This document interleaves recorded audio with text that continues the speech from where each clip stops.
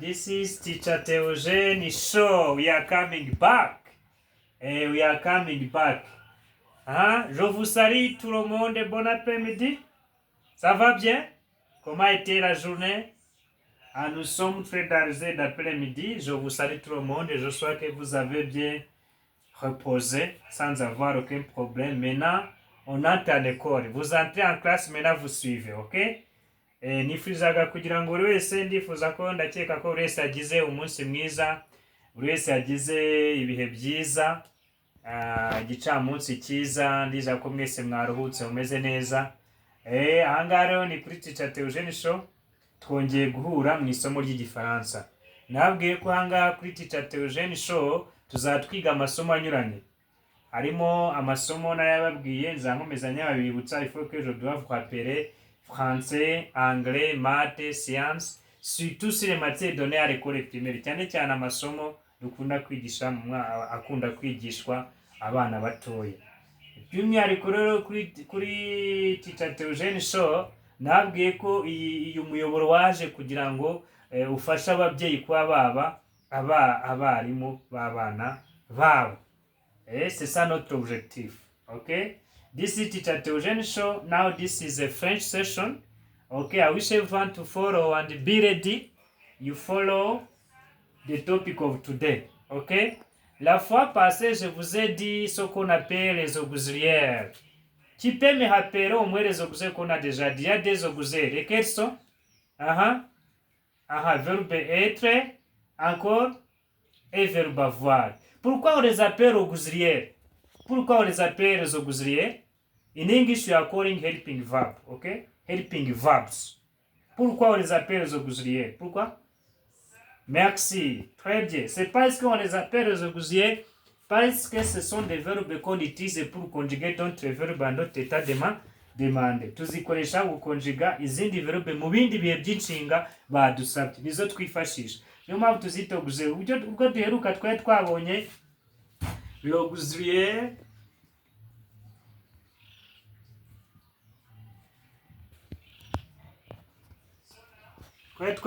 auxiliaire être. C'est bien? Non, je veux que tu me donnes au moins une petite phrase avec l'auxiliaire être, si tu as bien compris. Nimba warumvishe neza. Manoneho urugero ukoresheje verbe être. Urugero rw'interuro ukoresheje verbe être. Une petite phrase avec l'auxiliaire être, ok? Tiens? Non, c'est tiens une fille, toi. Tiens?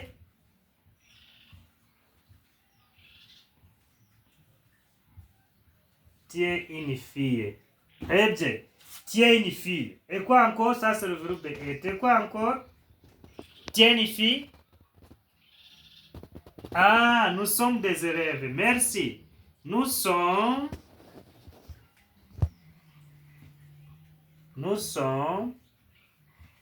des élèves. Turiki? Abanyeshuri, les élèves sont des enfants qui étudient à l'école primaire. Abana biga muri primaire, on appelle les élèves. Merci. Applaudissez, c'est bien travaillé. Quoi encore? Donnez-moi encore un exemple. Donnez-moi un exemple encore.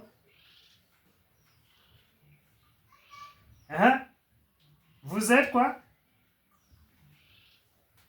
Ça aussi c'est vrai, continuez avec vous. Ok, ils sont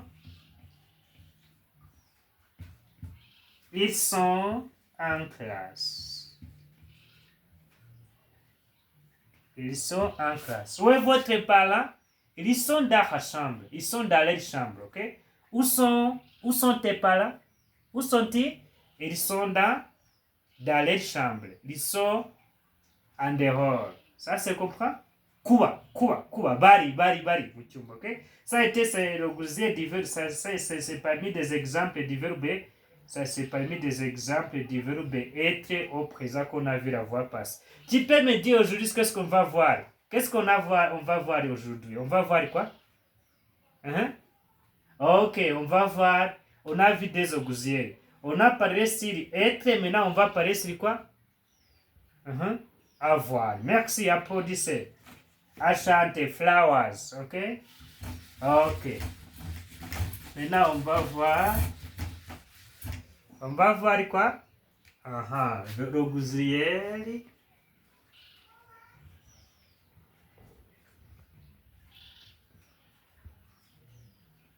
Avoir. L'auxiliaire avoir. J'ai dit qu'en anglais, on appelle to have. Merci, to have, mfite.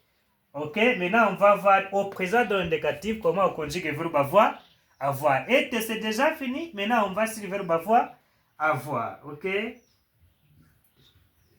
J'ai. Ok, pardon.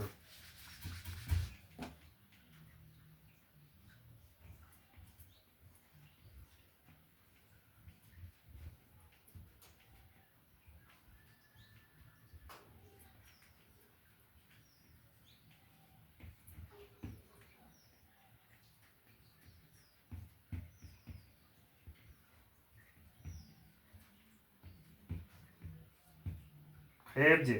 Verbe avoir au présent dans le négatif. Vous répétez?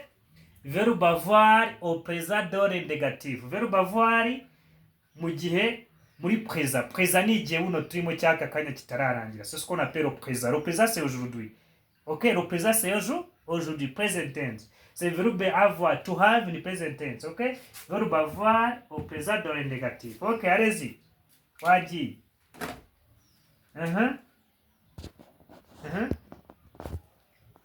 Tu as quelques informations sur le verbe avoir? On dit? J'ai. Ah oui, allez-y. J'ai, ok. Tiens. Il a. Encore? Elle a. Ah, sorry, non, il n'a pas de changement. Elle a. Nous avons. Vous avez. Ils ont.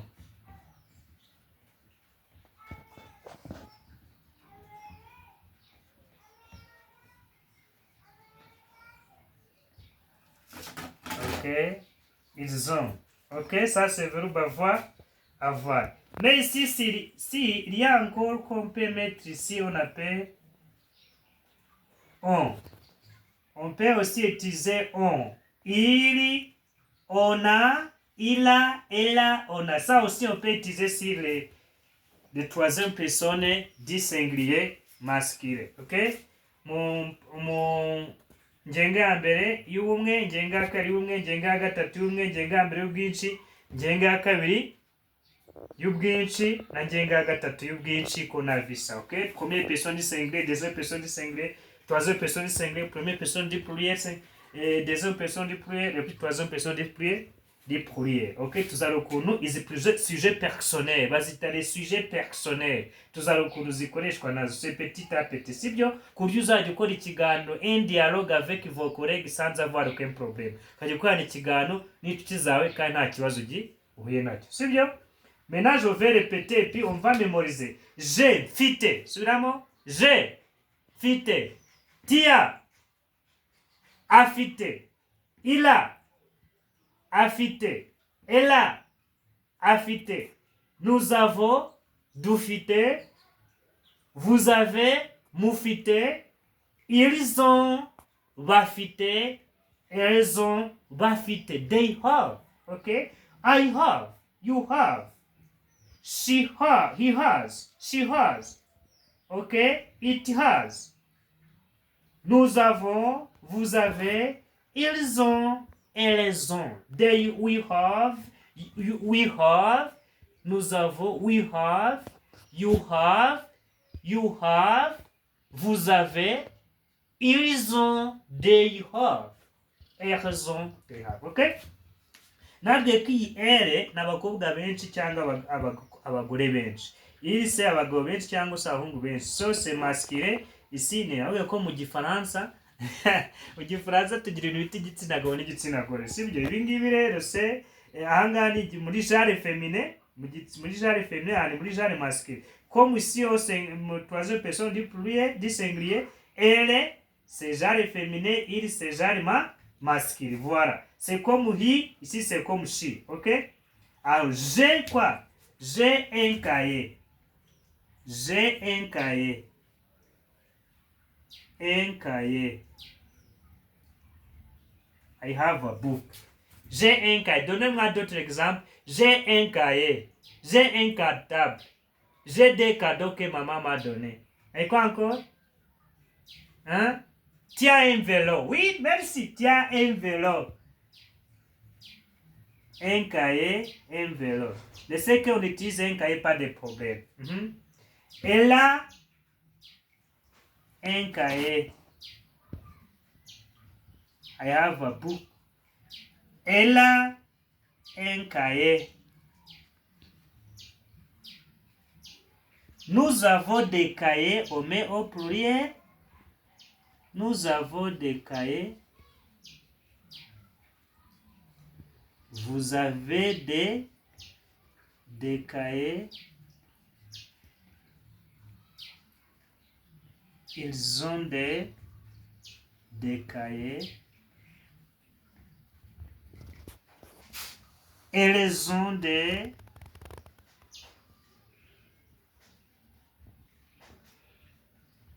Elles ont des cahiers. Voilà. Dufite amakayi, mufite amakayi, bafite amakayi bande. Peut-être mes grandes sœurs ou bien mes frères. Mes grandes sœurs ont des cahiers. Mes grandes sœurs ont des cahiers. Maman a des cahiers. Ok? Ma petite sœur a un cahier. Tu vois ça? J'ai un cahier. Tu as un cahier. Il a un cahier. Elle a un cahier. Nous avons des cahiers. Vous avez des cahiers. Ils ont des cahiers. Et raison des cahiers. Je vais dire puis vous répétez, ok? Je vais dire puis tu répètes. Non, ok? J'ai un cahier. Tu as un cahier. Il a un cahier. Elle a un cahier. Nous avons des cahiers. Vous avez des cahiers. Ils ont des cahiers. Elles ont des cahiers. Voilà, tu peux dire ça lui-même. Tu peux dire ça lui-même. Tu peux essayer.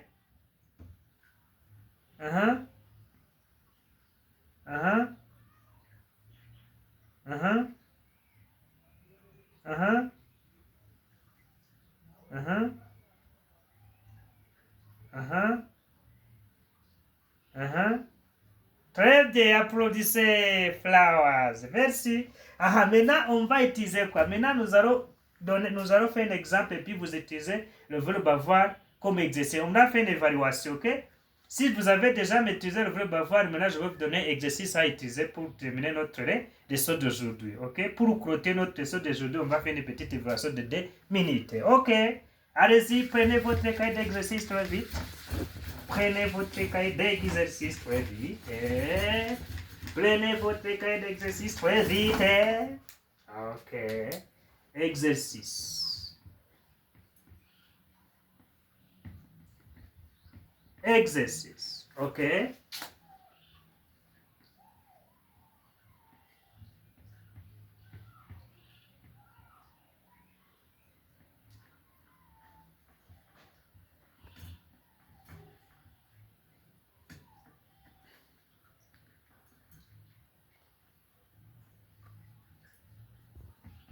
Compléter avec verbe avoir. Nakubwiye ko sont des enfants bari abana ushyiramo ibyo wuzisha ko petit a petit agenda ayifata mu mutwe bijya mu makuru. Ok?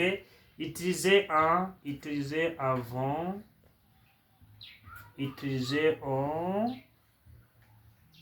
Ok, utiliser et 1, 2, 3, 4, c'est 6, 5, utiliser AI, A, utiliser A, AI, et puis utiliser A, avant, avec A, et puis AE, AS. Pas dit.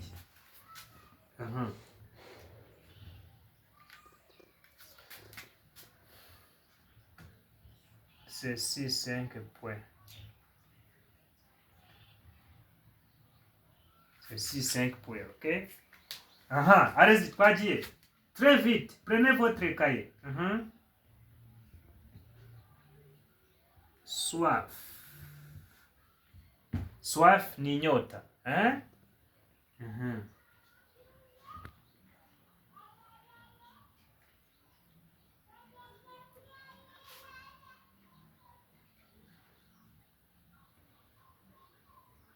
Mal au ventre. Ok?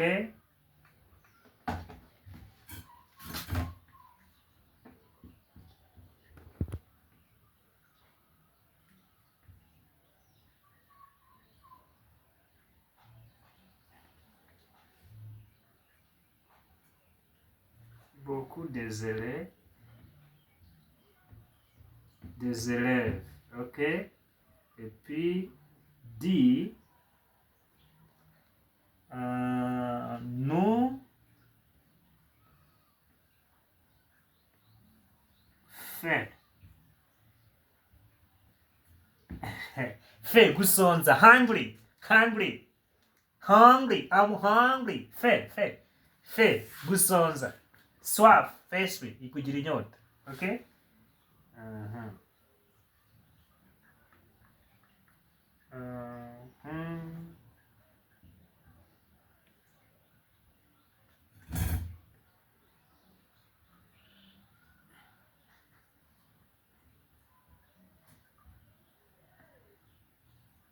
Très bien. Une voiture. Voilà, vous corrigez. On va corriger tout de suite. L'enfant est déjà fini. Je vous donne 2 minutes. Ok, vous faites tout de suite. Je vous attends 2 minutes. Tu as terminé? Ça, c'est easy. Et si j'ai soif, mal au ventre, et beaucoup des élèves, nous, dans la faim, et dans une voiture. Voilà. Vous complétez avec le verbe avoir et puis on termine. Je vous donne votre réponse. Ok, tu as compris ça? Très vite, je corrige. Très vite, je corrige. Ah, toi, tu as fait? Ok.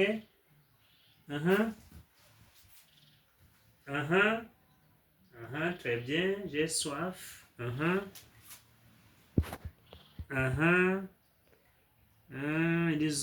Ils ont fait très bien.